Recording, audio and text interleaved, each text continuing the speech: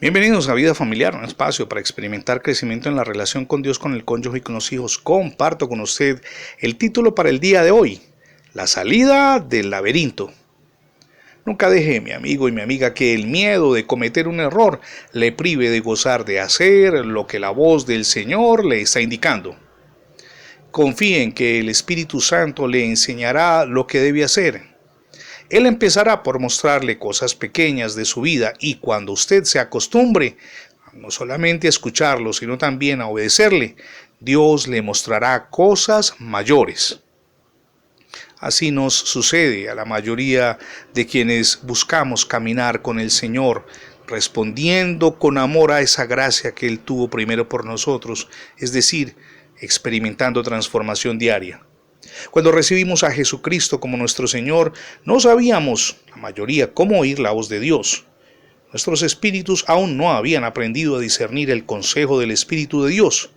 Pero como la Biblia promete que podemos hacerlo, empezamos a orar y a estudiar la Biblia con la expectativa de recibir el consejo del Espíritu Santo, y el Espíritu Santo comenzó a darnos ese consejo. Por ejemplo, no puedo olvidar la primera experiencia que tuvimos.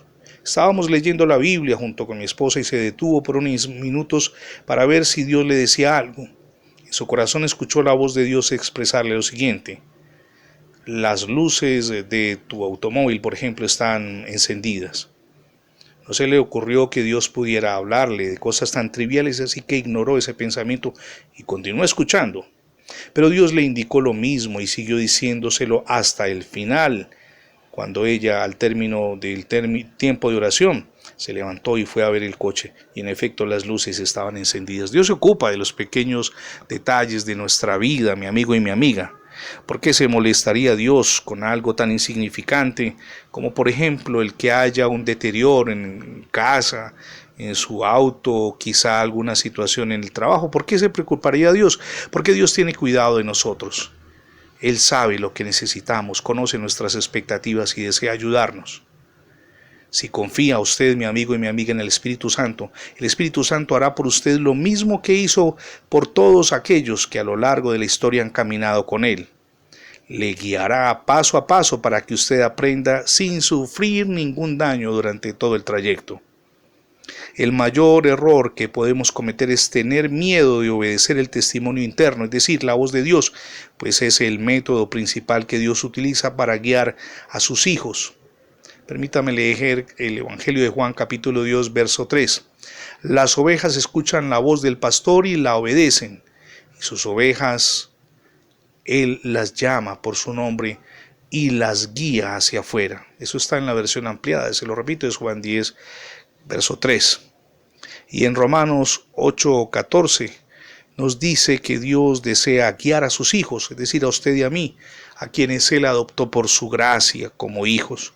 Por tanto, no tenga miedo, tómese el tiempo de escuchar la voz de Dios y manténgase a la expectativa de oír su espíritu, hablando a su espíritu. Dios tiene algo que decirle hoy, no solamente por un rato, sino por mucho tiempo, en diferentes momentos de la jornada de hoy. Mi amigo y mi amiga, aprópiese de la gracia de Dios. La gracia de Dios es el perdón de nuestros pecados, sin importar cuántos hayan sido y de qué magnitud en el pasado, y ofrecernos una nueva vida, una vida de esperanza, de fe, de gozo, de victoria aún en medio de las circunstancias difíciles. Esa es la gracia de Dios, que se materializó en la cruz cuando Jesús murió por nuestros pecados, para garantizarnos el perdón y la vida eterna. Aprópiese de la gracia de Dios. Deseamos regalarle el libro ¿Por qué no debería divorciarme? Será suyo a vuelta de correo y en formato electrónico si nos escribe a pastorfernandoalexis@gmail.com. Se lo repito porque es muy sencillo, pastorfernandoalexis@gmail.com. Somos Misión Edificando Familias Sólidas y mi nombre es Fernando Alexis Jiménez. Dios les bendiga hoy, rica y abundantemente.